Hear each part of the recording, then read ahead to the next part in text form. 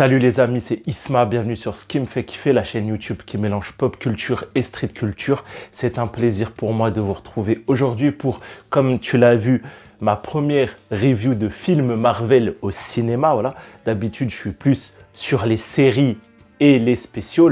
Là, j'avais envie cette année de me dédier aux différents films que le calendrier Marvel va nous proposer. Et le premier, c'est Ant-Man. Avant de poursuivre, je t'invite les amis à liker, partager, commenter, aider la chaîne à grandir. Ici, on mélange pop culture et street culture, voilà. Donc, c'est votre force qui m'aide à grandir et à... C'est quoi le mot que je dis d'habitude? Prospérer, voilà. Ok, voilà, bon, petite nuit, j'ai beaucoup geeké cette nuit et je me suis levé relativement tôt. Donc, on va parler tout de suite de ce film Ant-Man que j'attendais, somme toutefois, beaucoup. Voilà, Ant-Man, j'ai toujours bien aimé les deux premiers opus. Voilà, c'est pas parmi mes films Marvel préférés parce que quand même, on va dire la compétition est rude, voilà tout ça. Mais j'ai toujours bien aimé le Summer Movie Ant-Man. Le délire léger, l'humour point clé dans le MCU qui des fois touche dans le mille, des fois passe à côté. En tout cas, sur mes goûts personnels. Ant-Man a toujours été, on va dire, un peu pas le standard, mais a toujours été voilà, dans ses codes de l'humour. Paul Rudd, j'aime beaucoup. Evangeline Lilly, je suis un grand amoureux d'Evangeline Lilly depuis les époques lointaines des plus vieux qui connaissaient Evangeline Lilly dans Lost et ensuite dans Le Hobbit. Michel Pfeiffer, je suis un gars des années 90, voilà, ça marque. L'acteur d'Hank Pym. Alors, quel grand acteur, mais quel rôle décevant, on y reviendra. Et la fille de Paul Rudd, la fille de Scott Lang, voilà, qui va être intégrée, adoubée dans le MCU. Pourquoi pas une porte ouverte aux Young Avengers dans l'avenir avec ce film? Eh ben, c'est raté. C'est raté aussi, mais on va aussi y revenir. Les amis, forcément, ça va spoiler. Je vais essayer de garder une toute petite partie sans spoil et à un moment, vous devrez quitter la vidéo si vous ne voulez pas que je rentre dans les détails. Alors, c'était un film déjà que j'ai trouvé très rapide. Voilà, il a eu, comme tous les films Marvel, déjà ce défi d'incorporer de nouveaux personnages, un nouvel environnement et un nouveau méchant en un laps de temps vraiment réduit. J'ai plus le temps exact, mais je pense qu'on est autour des 2h20 parce que j'ai commencé ma séance à 17h30 et le film s'est fini presque à 20h avec les scènes post-crédit. Et j'ai trouvé qu'en si peu de temps, il devait faire un boulot relativement conséquent, comme d'habitude, comme pour Doctor Strange, comme pour Les Éternels, comme pour Shang-Chi, voilà, le même boulot. Et j'ai trouvé qu'un peu plus de temps n'aurait pas dérangé, car maintenant on est sur un format de film long qui doivent présenter beaucoup de choses. On est sur un film qui emmène nos 5 protagonistes de la famille Lang, Pym dans le monde quantique pour aller faire, sans spoil, pour aller y faire la rencontre d'une certaine façon de Kang le Conquérant, nouveau méchant teasé dans les extraits, dans les bandes annonces, dans la communication, et de fil en aiguille lui faire face. Alors, Kang le Conquérant, c'est un point fort du film, c'est indéniable. Il est interprété par Jonathan Majors, que je ne connais pas plus que ça. J'ai pas vu beaucoup de programmes avec lui. Pour moi, ma référence, c'est le personnage que nous présente Loki saison 2. Et je l'ai trouvé encore meilleur que ce que proposait Loki saison 2, même si bien évidemment, c'est le même acteur, mais ce n'est pas exactement le même personnage, car la spécificité de Kang, c'est qu'en fait, il interprète plusieurs personnages dans plusieurs flux et dans plusieurs temporalités. Étant fan de Doctor Who, je m'y retrouve énormément avec cette thématique, j'aime beaucoup. Jonathan Majors, encore une fois, fait un travail fabuleux. Les acteurs en face tentent de lui rendre l'appareil. Et ceux qui s'en sortent le mieux, comme j'ai dit, c'est Michel Pfeiffer, bien évidemment Paul Rudd qui a son rôle principal, même si je trouve que il n'est peut-être pas le plus pertinent dans ce film. voilà, par rapport à ce qu'il nous a déjà montré. Et tout ça va s'articuler dans le monde quantique. Donc je trouve qu'il y a quand même une relative bonne réalisation. On est quand même dans les mains de Peyton Reed. Peyton Reed, donc, qui a déjà... c'est son bébé un peu chez Marvel, Ant-Man. Il les a tous développés, produits, réalisés. Et Peyton Reed, c'est quand même, selon moi, un gros nom du cinéma. Quand il touche à des projets qu'on lui donne, comme par exemple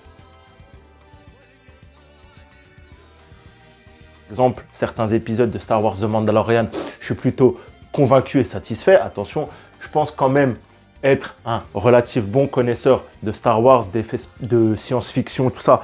Donc voilà, c'était plutôt pas mal. D'ailleurs, la touche science-fiction du film, je la valide. C'est sûr qu'on n'est pas dans la maestria de James Gunn sur les Gardiens de la Galaxie. Et encore, je ne suis pas le plus grand fan des Gardiens, mais je trouve quand même que, en termes de science-fiction, le film a tenté des choses. Si, disons, c'est pas abouti, ou disons, si il n'y a pas de recherche dans vraiment du design art, de vaisseaux, de faune et de flore, de technologie, parce que c'est quand même des choses que l'on voit régulièrement, je veux dire. Tu prends les grands noms du cinéma de science-fiction, cinéma et série, tu prends Stargate, Star Trek, Star Wars, Doctor Who et qu'est-ce qu'on peut y voir encore, et Starship Trooper, tu mélanges un peu tout ça et voilà, tu as un peu un rendu de ce que présentent les technologies, les vaisseaux, même si il y a quand même ce travail, j'ai remarqué, qui était au centre de la thématique science-fiction, de l'hybridation biologique, technologique. C'était plutôt intéressant. Bon, c'est aussi du déjà vu, mais à la limite, c'était intéressant. Donc voilà, le film en vrai, qu'est-ce que c'est?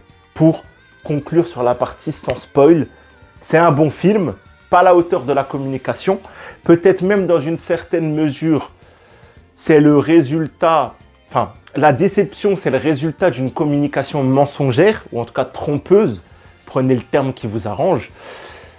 C'est un film un peu court pour ce qu'il doit mettre en place. Au final, il y a quand même un casting important qui arrive à sauver le film. Ça, faut dire la vérité. Je pense que c'est vraiment Paul Rudd, Pfeiffer, Major qui sauvent le film. Voilà. Evangeline Lilly, dommage qu'on ne lui a pas donné un rôle un peu plus pertinent dans ce film. Ça aurait été le bienvenu. Mais voilà, c'est un film qui va vous proposer un bon divertissement avec un méchant plutôt sympa. Mais je ne suis pas sûr que c'est le film qui va vous faire aimer ni la trilogie Ant-Man, ni vous donner l'amour inconditionnel du MCU que peut donner un Thor 1. Bon, déjà tous les films 1, Thor 1, Captain America 1, Iron Man 1.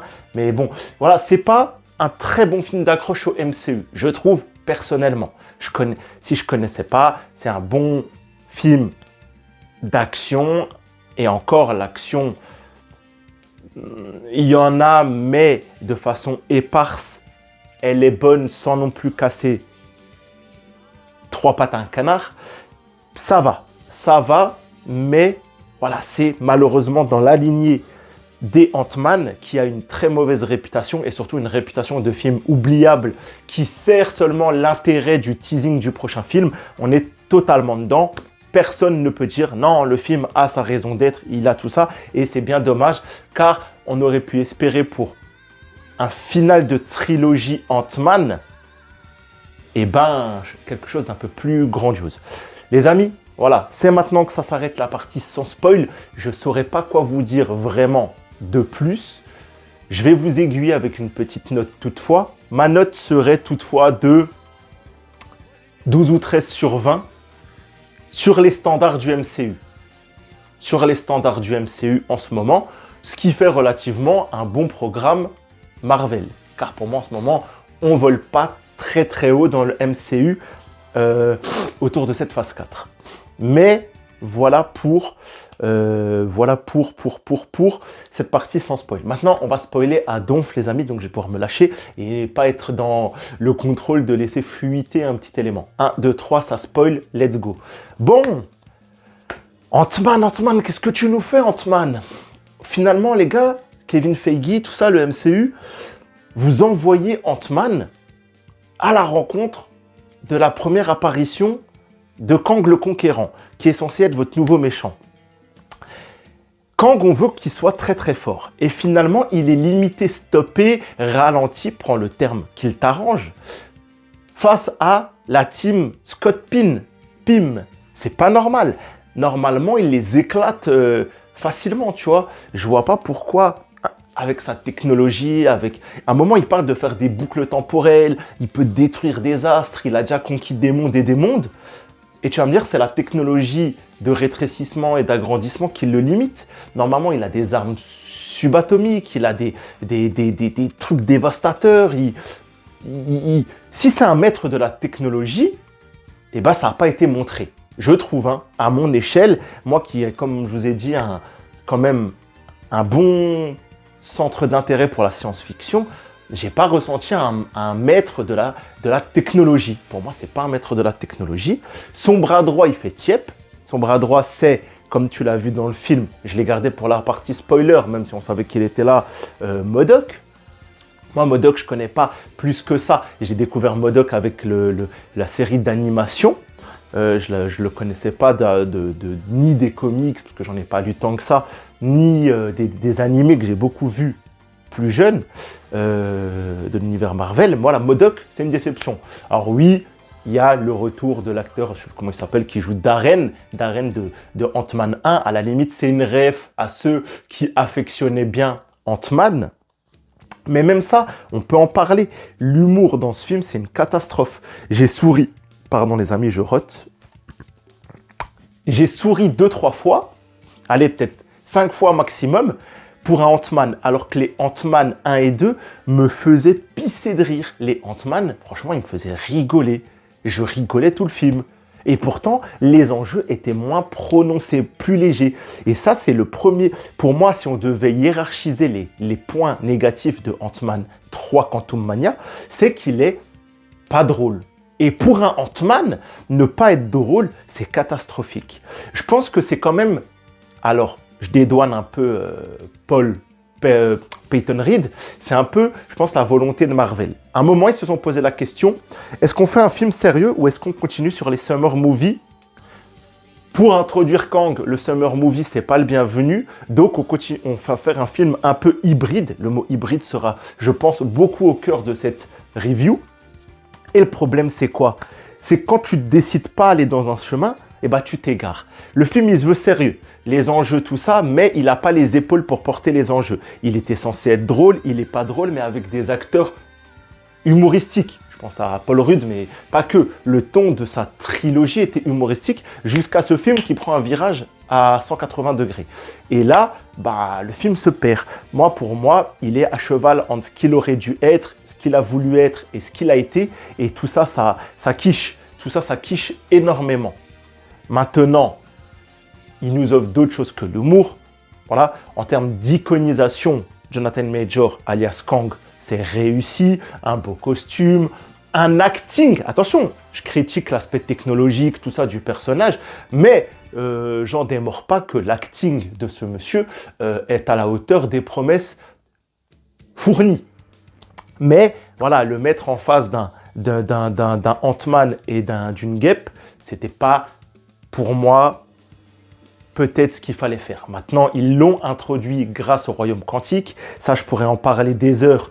Mais pour moi, on se perd vraiment dans la construction, dans la diésèse, ce mot-là, tu le connais, dans la construction de l'univers du MCU, voilà. Même si le film a essayé de raccorder quelques câbles avec 2-3 dialogues, d'ailleurs, je trouvais que ces dialogues tombaient un peu comme un cheveu dans la soupe, je ne sais pas si c'est la bonne expression, mais dans le sens, j'ai l'impression qu'ils ont vraiment mis ces dialogues, enfin, il nous sortait de la trame de l'histoire, de la tension, de la narration, pour se poser et nous expliquer à nous, spectateurs. Donc, vous voyez, les gars, on vous a parlé dans Loki des flux temporels, on vous a parlé des incursions, insertions, quand les deux mondes se fritent dans Doctor Strange. Moi, dans ce film, je vais dire tous les termes et je vais vous montrer que tout ça, c'est en fait les Kang, parce qu'on va nous parler des Kang à la fin du film, on va dire qui ont la main mise sur tout ce concept. On va parler de concept. Sur tout ce concept, c'est les Kang. Et vous, spectateurs, qui étiez perdus en bas de la pyramide, à vous dire, mais il y a les flux temporels, il y a les mondes parallèles, tout ça, et ben Kang a eu, je pense, dans le cahier des charges, la mission de raccorder un peu les fils. Alors, on a reçu le message. Est-ce que c'était bien fait? Il faudrait que j'en parle avec des gens très pointus du MCU. Mais en tant que spectateur, je trouvais quand même que les deux discussions de Janet et Kang sur cette thématique, à chaque fois, elles étaient un peu dans le sens forcé. Genre, regardez, on va vraiment vous couper la trame pour vous amener les explications à vous, les fans du MCU. Qui faites vos devoirs, comme on dit. L'expression de Kevin Feige. Donc, voilà, des gros enjeux, il n'est pas drôle. Toutefois, un rythme soutenu, une bonne action. Je ne peux pas parler d'ennui, je ne me suis pas ennuyé. Il m'a à chaque fois montré des nouvelles choses. Ce qui m'a peut-être... Alors, le père qui veut sauver sa fille, c'est un classique. Par contre, la relation père-fille, je sais qu'elle a plu à certains. Moi, je l'ai trouvée relativement faiblarde dans ce que ça racontait. Oui, d'accord, ta fille, elle va à des manifs, elle rétrécit des voitures de police. Bon, elle est un peu comme toi. Enfin, déjà, sur le « elle est un peu comme toi », c'est faux. Scott Lang, on le découvre, il fait des cambriolages. Alors oui, t'as volé la voiture de police en pensant que c'était une petite voiture miniature, tu l'as mis dans ta poche. Mais en réalité, ton père, c'est un Avenger un peu par la force des choses. Il n'a jamais eu cet esprit de héros, tu vois, jusqu'à qu'il tombe dedans. Et c'est un grand héros. Pour moi, les aventures de Scott Lang, hors ces films, voilà, j'aime beaucoup Scott Lang, encore une fois. Mais voilà, le côté on est pareil, tout ça, non, pas vraiment en fait. Tu as déjà plus un esprit héroïque que ton père. Maintenant, tu le fais très mal. Maintenant, l'acteur, l'actrice qui t'interprète, c'est pas trop ça encore. Je trouve pas qu'elle a eu sa place. Après, on peut l'excuser encore une fois par cette excuse du manque de temps. Voilà, le film manquait de temps selon moi. Mais, ouais, c'est un raté pour en tout cas introduire une nouvelle Young Avenger, c'est un raté. MODOK, finalement, va se faire en plus convaincre, tu vois. C'est la fille de Scott Lang avec ses... Comment ça s'appelle? Choupinette. Moi, je vais l'appeler Choupinette. Bon, j'avoue, le Choupinette à tout va me faisait sourire. Après, voilà, Choupinette. Le Choupinette a des moments mal placés, inopportuns. C'était drôle. Mais ouais, franchement, le fait qu'elle parle à MODOK et que MODOK se retourne. D'ailleurs, on a aussi cette idée de nom un peu à la con avec Scott qui passe son temps à l'appeler Darren, alors que c'est plus vraiment Darren, tu vois, Darren n'est plus. Et aujourd'hui, on a MODOK, d'ailleurs, il essaie de lui expliquer, mais voilà, on peut comprendre que MODOK a été mis là, je pense, pour le fanservice, et que désormais, MODOK va à la poubelle, donc il n'y aura pas d'avenir pour MODOK dans le MCU. C'est bien dommage. Les races, aliens, les environnements, tout ça, je l'ai dit en partie sans spoil, mais je l'ai redit, ça m'a fait rigoler. Bois le Schloops, c'est peut-être la blague qui m'a fait le plus rire. Bois le Schloops, bois le Schloops, bois le Schloops, et les trous. Mais bon, est-ce qu'en vrai, s'il y avait eu plus, j'aurais rigolé de ça? Je sais pas. Est-ce que j'ai pas cherché la première occasion de rigoler? Peut-être. Mais en tout cas, ça m'avait... Ouah, ça va. Au final, ouais, on a un film vraiment très moyen qui a essayé de faire quelque chose avec ce qu'on lui a donné. Mais voilà, c'est pas trop ça. Encore une fois, une défaite de Kang, pour moi, trop facile, non justifiée. Un retour de Scott et de la team, tout ça, qui vont réussir à rentrer. après la mort de Kang, bien évidemment. Et là, Scott, il va se rappeler un moment, d'ailleurs, j'ai pas aimé cette scène, qu'il va y avoir une catastrophe. Ils auraient dû peut-être faire du sérieux et s'arrêter sur Scott qui se rappelle que Kang l'a mis en garde, mais finalement, non, il se ramuse, tout ça, et il continue de faire sa life et tout. C'était un peu nul la fin, je suis pas un grand fan de la fin. Et les post-crédits, j'en parlerai pas trop. Je vous inviterai peut-être à rester à l'affût au cas où je m'attarde sur les scènes post-crédits, parce que je pense qu'il faut que ce soit des professionnels qui en parlent. Et si j'en parle, il faut un peu que je m'informe, mais que je prenne du recul. En tout cas, un film, un élément de plus dans la trame du MCU sur ces 31 films, oubliable, qui n'offre pas spécialement un mauvais moment au visionnage, mais qui ne sert à rien à part montrer le potentiel de talent d'acting de Jonathan Majors, selon moi. Voilà les amis, on va s'arrêter là-dessus. Je pense que ça va être un peu long, je m'en excuse. Ouais, parler d'un film Marvel, je ne sais pas si j'ai les épaules ou les compétences. J'ai essayé, parce qu'il y a des gens qui le font si bien.